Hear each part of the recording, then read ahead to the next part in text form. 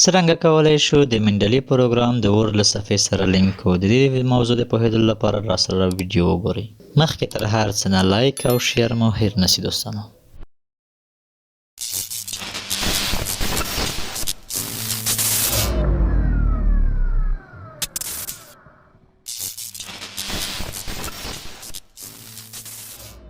بسم الله الرحمن الرحیم. دوستانو راځو په دې ویډیو کې به دا زده کړو چې څرنګه د منډلي پروګرام د ورډ له پروګرام سره لینک کړو او د خپل سایټیشن دپاره ترېنه استفاده وکړو.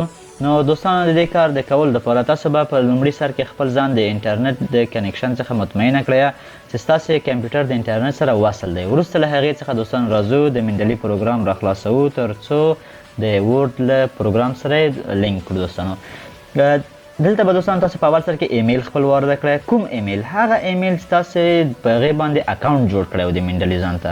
نو راځم دوستانو زه دلته خپل ایمیل واردوم او دلته خپل پاسورد ورکوم. کوم یو پاسورد دوستانو؟ هغه پاسورد چې تاسو هلته د اکاونټ جوړولو په وخت کې دې ته ورکړی و. داسې نه چې د خپل د ایمیل پاسورد ورکړئ، نه خیر، د اکاونټ د جوړولو پاسورد به تاسو ورکړئ دلته. نو زه راځم خپل پاسورد دایروم. دوستانو اکاونټ څرنګه جوړ کړو او د څرنګه انسټال کړو دا به انشاءالله په یو بلې ویډیو کې ووینو. نو فعلا راځو موږ دا ورسره لینک کوو. اوس به څو دقیقې صبر وکړو تر څو د منډلي پروګرام خلاصي. دا دی دوستانو تاسو ته داسې یو انټرفیس ښکارېږي. نو په دې کې دوستانو راځو اوس دا لینک کوو. هغه کوم اضافي شیان چې دی هغه به فعلا دپاره کلوز کړو. انشاءالله هغه بیا د راتلونکو ویډیوګانو خبرې دي، هلته به یې وګورو. نو راځو دوستانو دا څرنګه له ورډ سره وصلوو. راځو د ټولز برخې ته. د ټولز په برخه کې وایي ګور دوستانو ته لیکلي دي انسټال MS Word plugin. په دې باندې کلیک وکړئ. تاسو ته به یو بل صفحه راسي، دا هم ورته یس کوو چې د ورډ سره یې غواړم وصل کړم. فعلا دوستانو وصل نشته، بیا به راسو همدا پروسه به بیا اجرا کړو. دا یې دوستانو فعلا وصل شه زما د ورډ له پروګرام سره. فعلا زه د ورډ پروګرام را خلاص کړم.